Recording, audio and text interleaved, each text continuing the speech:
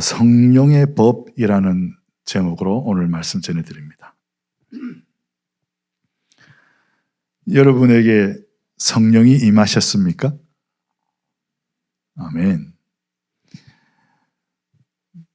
나에게 성령이 임했나 임하지 않았나 겉으로 표현은 나지 않죠. 근데 오늘 본문의 말씀을 들으면서 여러분이 이해가 되어지고 이 말씀 속에서 아멘이 되어진다 그러면 여러분 속에 성령께서 와 계시는 겁니다. 말씀의 그 맥락을 보면 기름 부음 받은 자, 애초에 그리스도와 함께 있었던 자, 그 안에 하나님과 그리스도 안에 있는 자들에게는 해가 없다 그랬어요. 또 다른 걸 뭐 추가로 배울 것도 없고 누군가에게서 가르침을 받을 필요도 없다 그랬어요. 왜? 그 안에 성령이 계시기 때문에 그 성령께서 우리를 인도하시고 우리를 가르치기 때문에요. 그 곧 하나님께서 우리의 모든 것을 이끌어 가신다는 이야기입니다.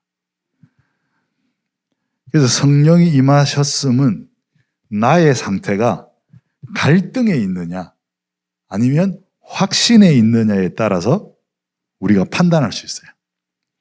여러분들 마음속에 갈등이 있다. 이 성령이 나를 지배하고 있느냐, 하나님의 그 뜻이 나를 이끌고 있느냐, 있지 못하냐의 문제에서 여러분들 잘 생각해 봐야 됩니다. 물론 갈등이 있을 수 있어요. 하지만 그 갈등에 빠져 있어서는 안 된다는 겁니다. 갈등이 분명히 나타납니다. 이 세상에 살면. 근데 그 갈등을 지속되어서 시간을 끄는 것이 아니라 그 갈등 속에서 하나를 선택하고 빨리 실천해 나갈 때 그 갈등이 해소되어 가는 겁니다. 근데 이거를 선택을 하지 못하고 인도를 받지 못하고 계속 이거냐 저거냐 이게 맞느냐 저게 맞느냐 도대체 이건 뭐지? 이렇게 질문만 던지고 있으면 갈등이 지속된다는 거예요. 그러면 성령 인도를 못 받고 있다는 증거가 되어지는 것입니다. 순간적인 갈등, 이거는 갈등이 아닙니다. 우리의 선택의 문제, 선택의 시간입니다. 그 시간 속에서 하나님께 기도하면서 선택을 했다. 그러면은 실천에 나가면 되는 거예요. 하다 보니까 이게 아닌 것 같다. 그러면 그걸 버리고 또 다른 것을 선택하면 돼요. 내가 선택하지 않았던 것을. 그렇게 해서 계속 우리가 부지런하게 이 체험을 해서 나가야 되는데 그것을 체험하기를 두려워가지고 혹시나 해서 이게 갈등 속에 계속 지속되고 있다는 것은 내 마음속에 성령이 지배되지 못하고 있다는 증거가 될 수 있습니다. 하나님께서는 창세기 1장에서 우리 보고 생육하고 번성하라 하셨습니다. 창세기에서 하나님께서 우리에게 생육하고 번성하라. 이제 생존이라는 말씀이시죠. 생존해라. 번성하라. 그리고 다스리라 그러셨어요. 다스리라 그러셨어요. 그것은 무엇이냐? 우리의 역할과 목적을 주셨다는 거거든요. 찬양받으시기 위해서 우리를 만드셨고 모든 피조물들을 이제 찬양의 형태로 하나님께서 만드셨고 그것들을 인간을 만드시고 생육하고 번성하여서 모든 천하 만물을 다스리라 하셨어요. 이 말은 곧 뭐냐? 찬양을 다스리라. 찬양을 이끌어라 하는 말씀인데 우리가 이끌고 있나요? 이끌림을 당하고 있나요? 그것도 한번 생각을 해봐야 됩니다. 우리 어릴 때 뭐 화장실이 바깥에 있으면 무서워서 귀신이 나올까 봐 화장실도 못 가. 그렇게 지배당했잖아요. 지금도 내 앞에 뭔가 문제가 발생했을 때 이럴까 저럴까 갈등하고 있다. 지배당하고 있잖아요. 아무것도 못 하잖아요. 그런 현실이 한 번씩 다가오잖아요. 그래서 그 현실을 그냥 고민 속에 빠져 있으면 이 상황이 나에게는 손해보는 상황이고 심각한 상황이라는 걸 생각지 못하고 당연히 이런 시간이 필요해 하나님이 연단하고 계신 거야 라고 하면서 합리화시키면서 그 시간을 지연시킬 때가 한두 번이 아닙니다. 여러분들 한번 돌아보세요. 어떻습니까? 그런 많은 갈등들 속에서 있지 않습니까? 그래서 우리는 이 생육하고 번성해서 이 하나님의 모든 피조물을 다스리고 찬양을 받으시기에 합당하신 분께 찬양하는 이 삶을 우리는 실존이라고 이야기합니다. 그래서 생존과 실존, 이게 실존은 좋은 거고 생존은 나쁜 거다 이 말이 아니에요. 그죠?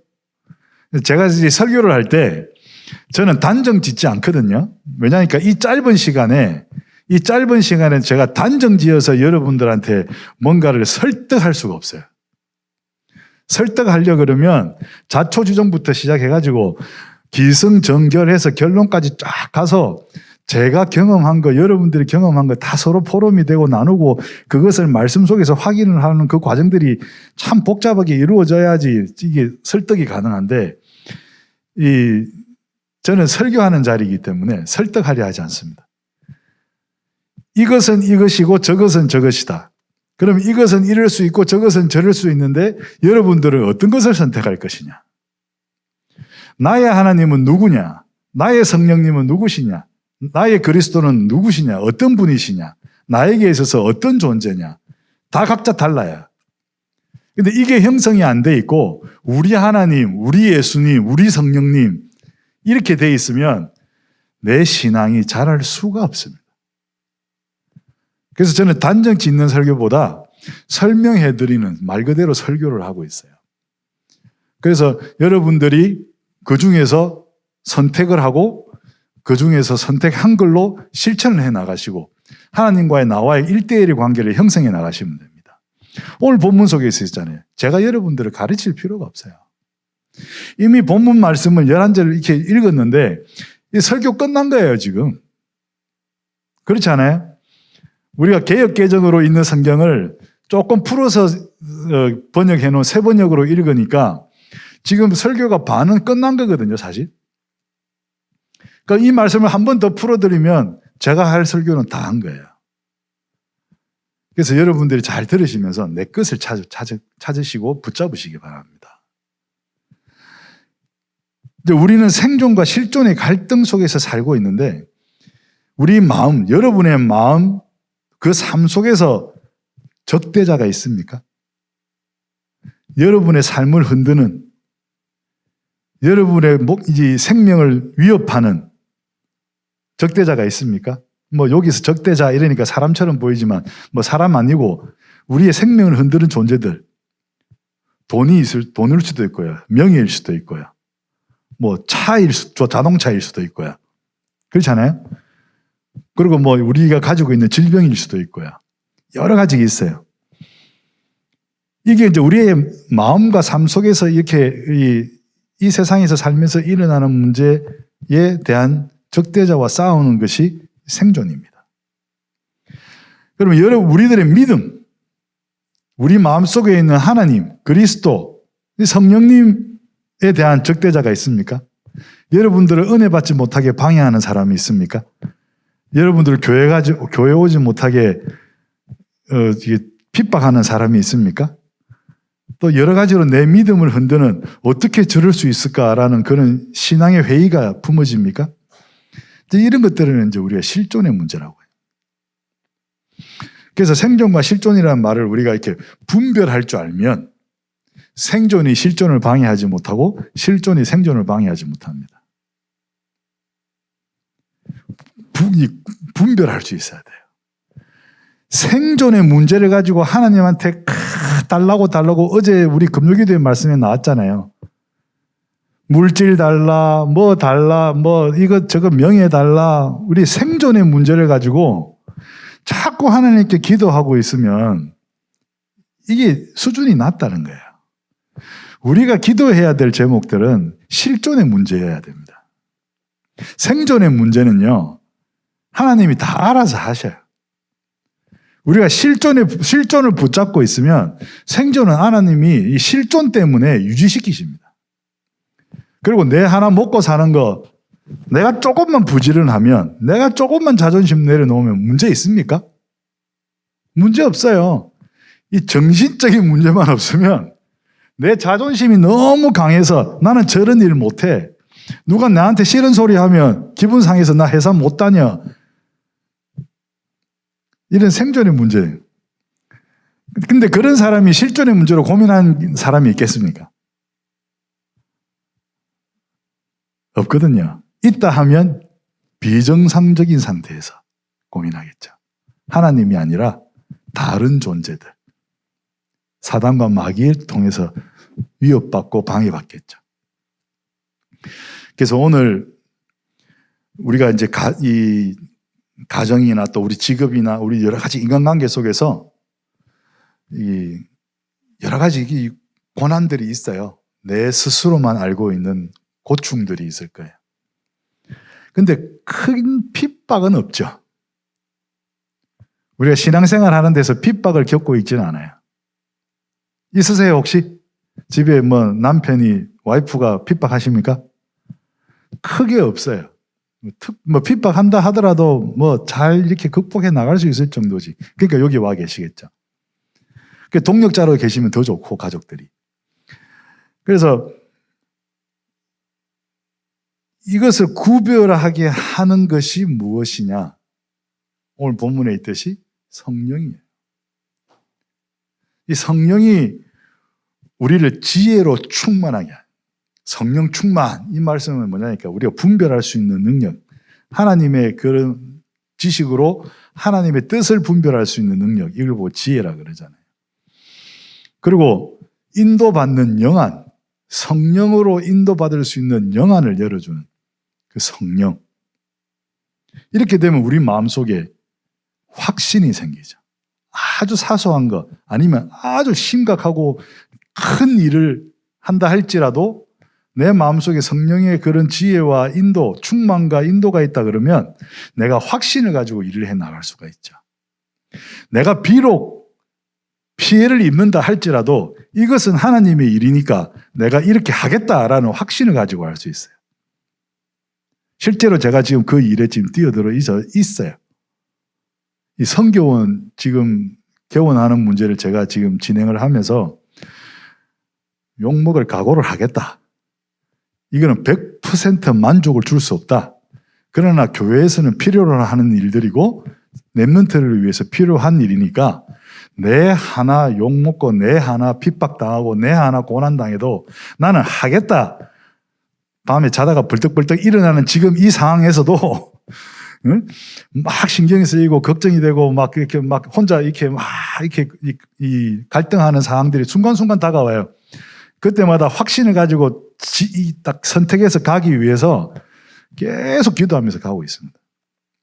그러니까 이거 확신 속에서 담대해지더라고요.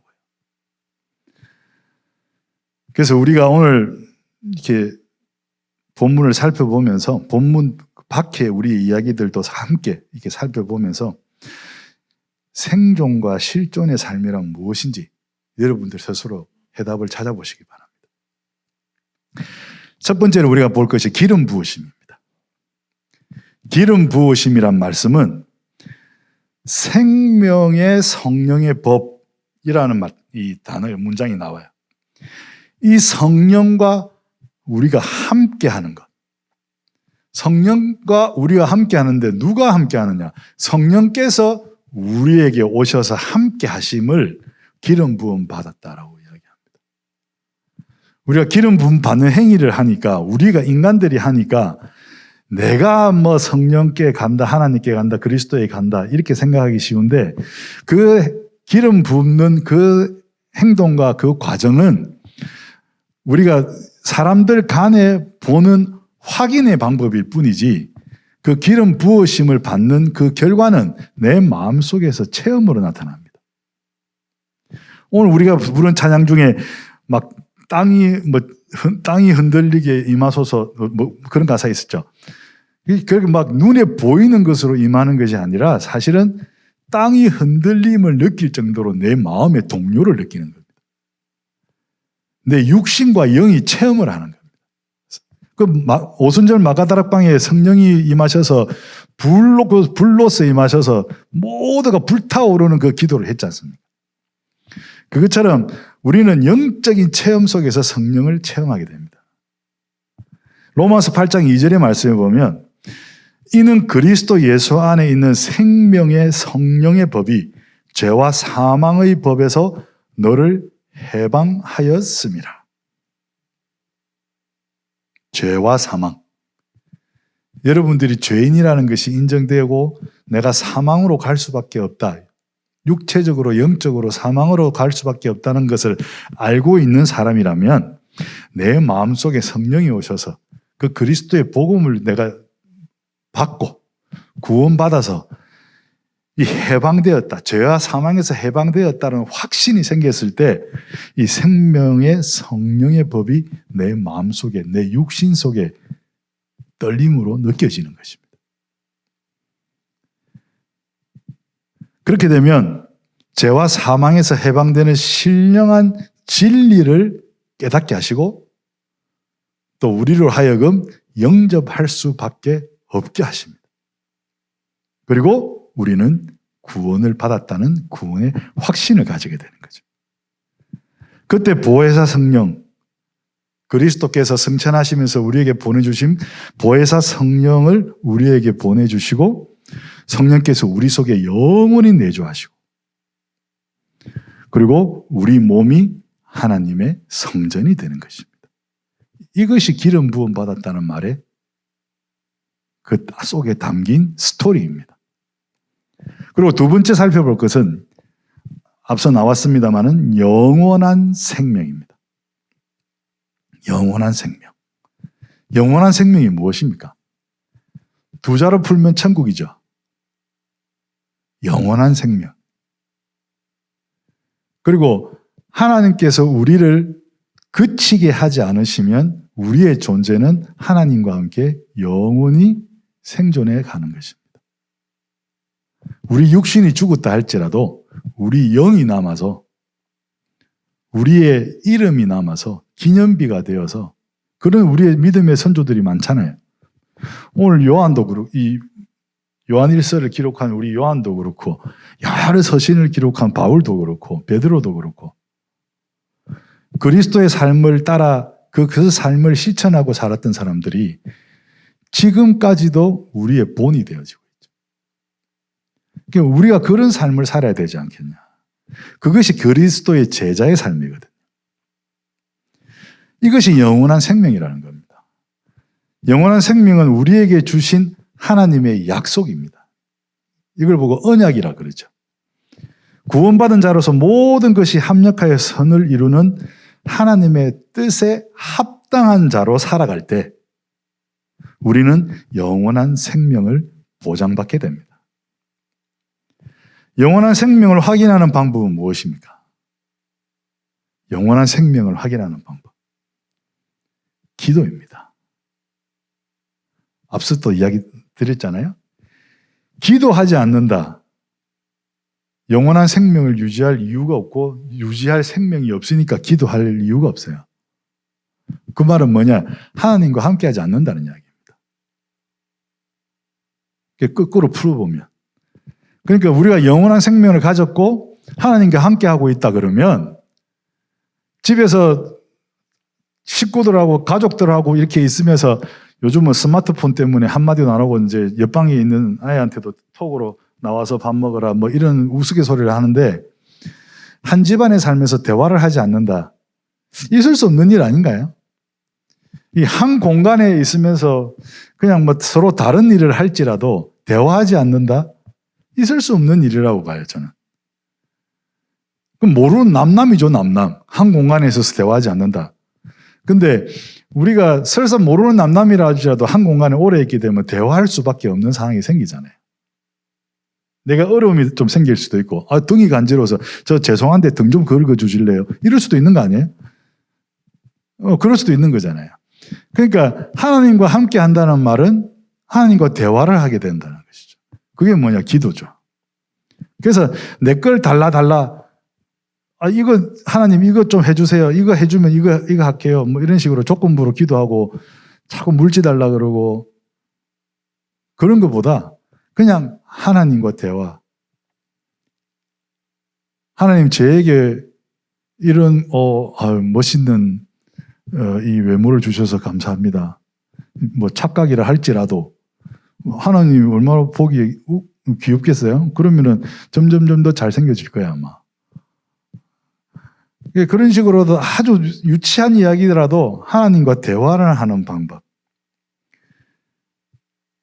이렇게 이 기도를 통해서 이 모든 문제들, 하나님의 일을 하는, 하나님과 동력하는 일에 대해서 우리가 실존하는 문제에 대해서 일어나는 문제들, 갈등들, 그 속에서 하나님 그 문제의 해결책을 하나님이 행하시고 우리는 그 하나님과 함께 하는 것.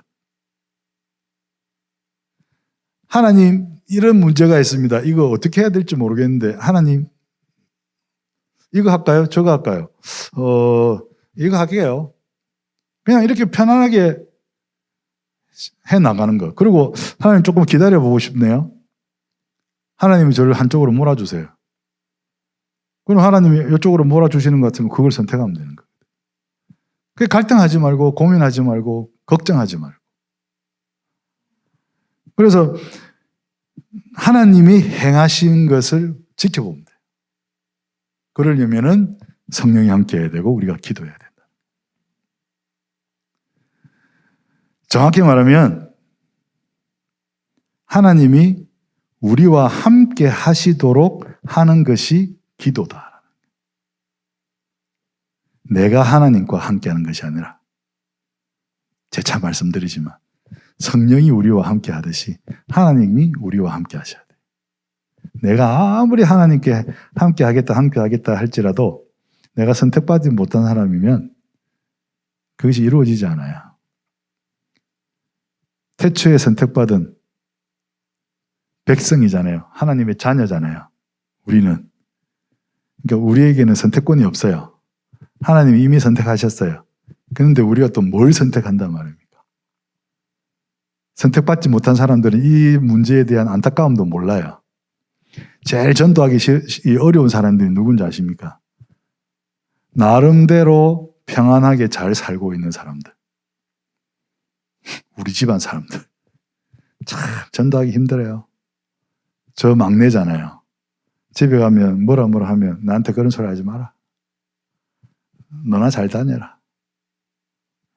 찍소리 못합니다. 그 다음 말을 이어갈 수가 없어요. 그럼 꼭 무슨 문제가 터질까 걱정이 돼요, 저는.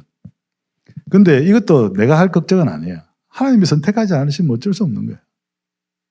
어느 순간이 뭐 하나님이 필요한 순간들이 나타나겠죠. 그래서 우리는 모든 삶에 기도함으로 안타까움이 있더라도 기도함으로 성령의 인도를 받아야 합니다. 그리고 염려하지 말고 기도해야 돼요. 하나님 이거 어떡합니까? 발 동동 구르면서 기도하지 맙시다. 어떠세요? 좀 발 동동 구르면서 기도하지 않나요? 그럴 필요 없다는 거죠. 하나님이 하시는데 내가 발 동동 구른다고 하나님이 더 빨리 해주시고 뭐 하나님이 뭐 내가 느긋하게 있다고 늦게 해주시고 아닙니다. 하나님의 시간표에 맞게 우리를 움직이십니다. 그 움직임에 순종만 하면 돼요. 그래서 기도가 또 다른 고민이 되어서는 안 됩니다. 기도를 1시간 해야 되나 2시간 해야 되나 나는 기도 5분 하고 나면 할 게 없던데 왜 저 사람들은 20분씩 하지 이런 고민할 필요가 없다는 거예요. 24시간이 기도가 돼야지. 하나님과 함께 하는 거니까. 그리고 하나님의 말씀의 원리에 따라 기도해야 합니다. 이 말씀의 원리라는 건 뭐냐? 하나님의 말씀의 원리는 반드시 응답이 있다는 겁니다. 하나님이 진행해 나가시면서 하나님이 내가 원하든 원치 않든 하나님이 어떠한 형태든지 나에게 필요한 것들을 응답하신다는 거예요. 조금 애매하죠. 내가 원치도 않는데 나한테 왜 그게 응답이지? 하나님이 일방적인 뭐 선택이지 뭐 일방적인 뭐 주는 거지. 근데 그게 응답으로 받아져야 우리가 그 축복을 누릴 수가 있기 때문에 제가 응답이라 그러는 거예요. 하나님은 막 부어주시는데 내 눈앞에 막 이렇게 막 축복의 자리들을 만들어 놓으시는데 내가 그 자리를 내가 붙잡지 못하면, 내가 선택하지 못하면 우리에게 자유의지를 주셨다 그랬잖아요. 물론 하나님은 내가 이걸 선택할지 안 할지도 알고 계셔요. 근데 안타까운 이 상황 아니에요? 하나님이 야 이거 너 이거 선택하면 돼? 라고 뚝 내려주셨는데 이건 아닌 것 같고 하고 고개 돌리고 있는 우리 모습들 여러분 있지 않았나요? 알고 보니까 그거였잖아요. 우리가 복음이 대단한 건 줄 알았어요. 내가 모르고 있는 뭐 심오한 뭔가가 있을 줄 알았어요. 그 석박사들이나 이해할 수 있는 그 진리가 석박사들이나 이해할 수 있는 너무나 복잡하고 어려운 이야기인 줄 알았어요. 근데 막상 우리가 복음을 깨달았을 때 알고 보니까 너무 쉬운 거였어요. 거저 주는 것이 복음이었고 그리스도의 피값으로 우리의 죄를 사주셨고 또 그 구입한 우리를 하나님의 그리스도가 가지고 계시지 않으시고 하나님께 드렸다 그래요. 우리를 사서 그리스도의 피값으로 우리를 사서 하나님께 드렸어요. 근데 이런 것들을 우리가 받아들이지 못하면 우리에게 응답이 안 보인다는 거죠. 그래서 우리가 그 응답을 받으면 기쁨이 충만하게 됩니다. 여러분 삶 속에 기쁨이 넘치십니까? 요한복음 16장 23절 24절 말씀 볼게요. 그날에는 너희가 아무것도 내게 묻지 아니하리라.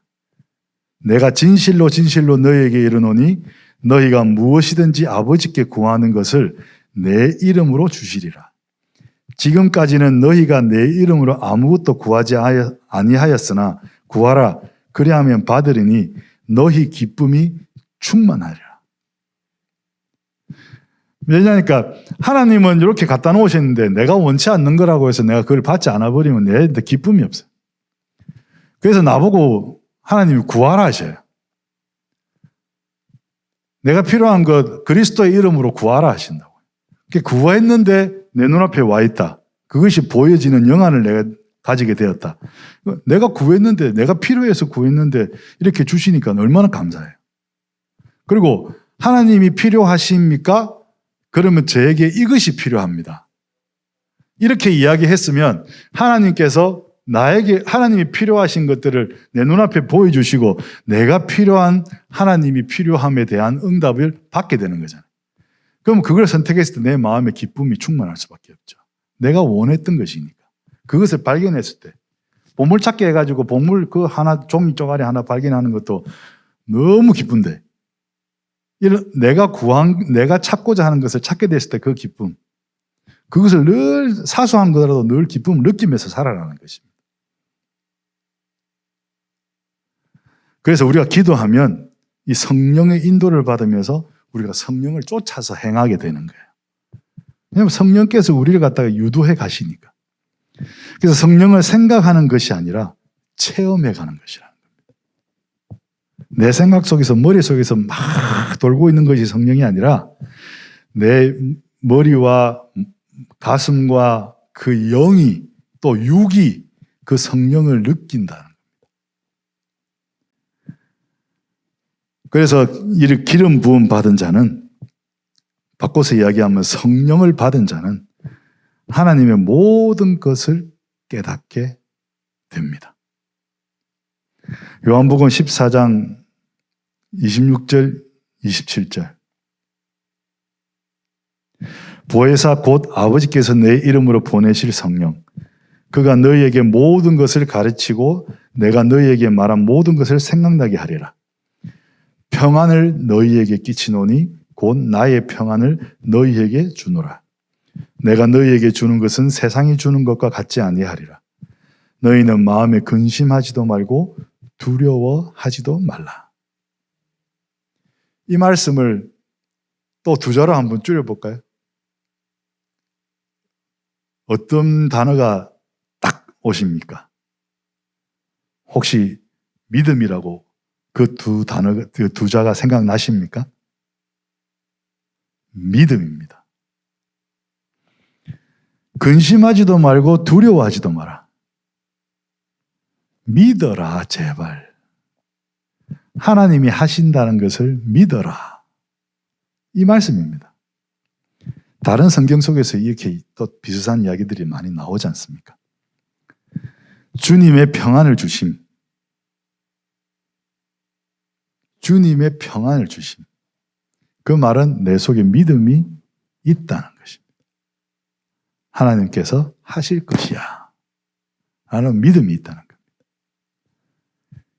그래서 오늘 말씀에 성령의 법에, 영원한 생명의 성령의 법의 결론은 무엇이냐? 믿음입니다.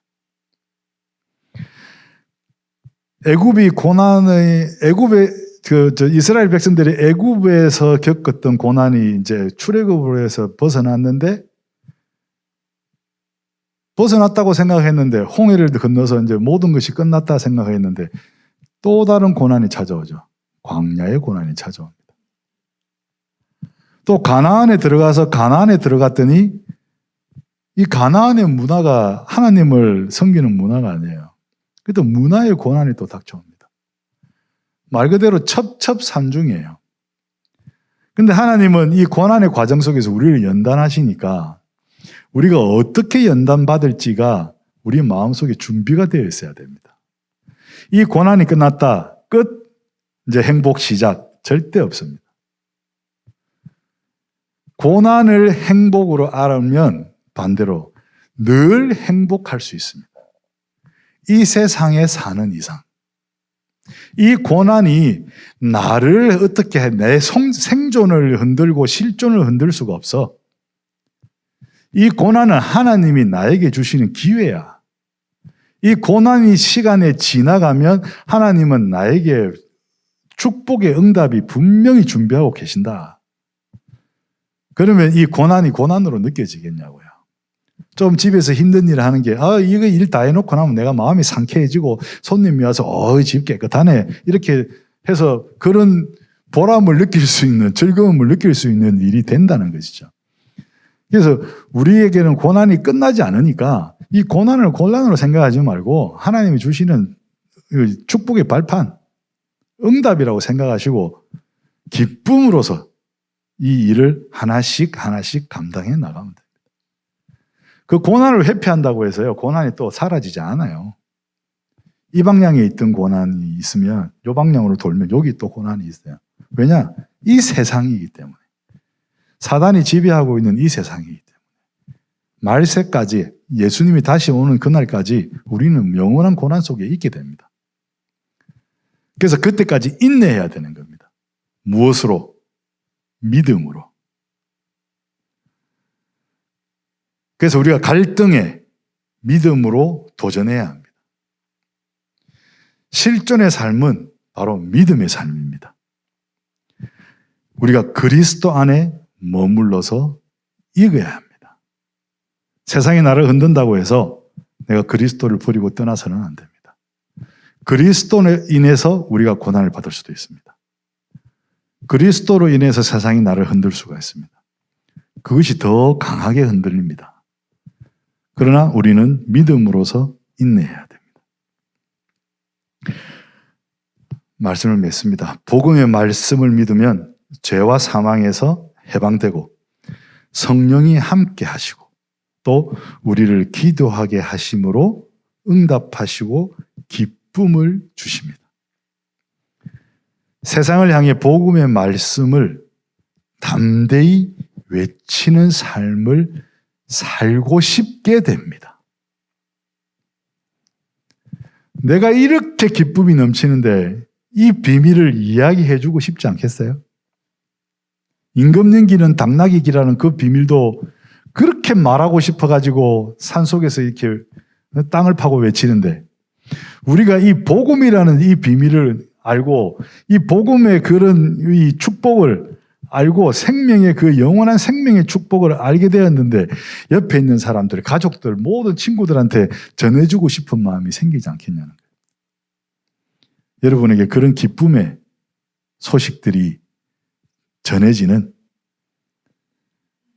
그 믿음의 결과를 확인하는 분들 되시기 바랍니다.